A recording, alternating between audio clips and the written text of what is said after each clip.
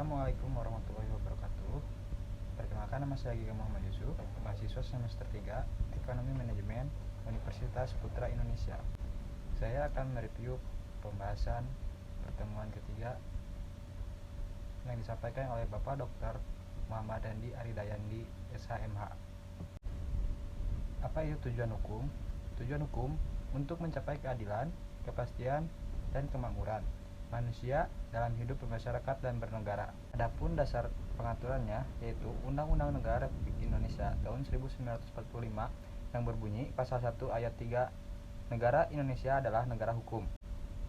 Lalu ada hukum ekonomi, yaitu hukum yang mengatur distribusi atau pembagian sumber-sumber daya agar tercapai kesejahteraan yang berkeadilan.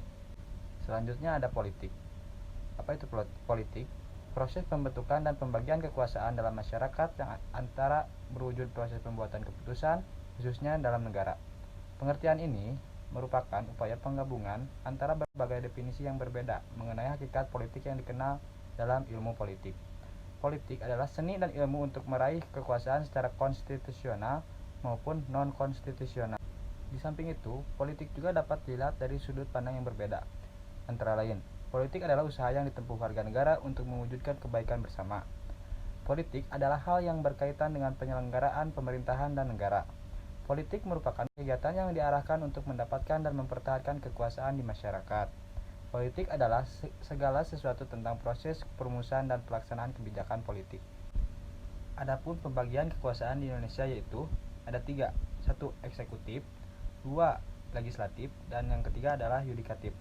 Lalu ada politik hukum. Menurut Muhammad Mahfud MD, bahwa politik hukum adalah legal policy atau garis kebijakan resmi tentang hukum yang akan diberlakukan baik dengan hukum baru maupun dengan pengertian hukum lama dalam hal mencapai tujuan negara. Nah, sekarang ada dampak hukum dan politik terhadap ekonomi. Contoh, iklim investasi. Selanjutnya, ada bisnis sehat dalam politik hukum. Dengan etika yang baik, secara otomatis bisnis akan lebih mudah berkembang.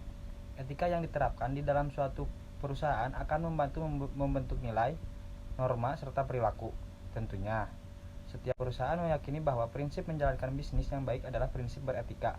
Oleh karena itu, etika tersebut dapat dijadikan sebagai standar atau pedoman bagi perusahaan untuk menjadikannya sebagai pedoman. Mungkin cukup sekian yang bisa saya sampaikan. Mohon maaf apabila ada kesalahan. Assalamualaikum warahmatullahi wabarakatuh.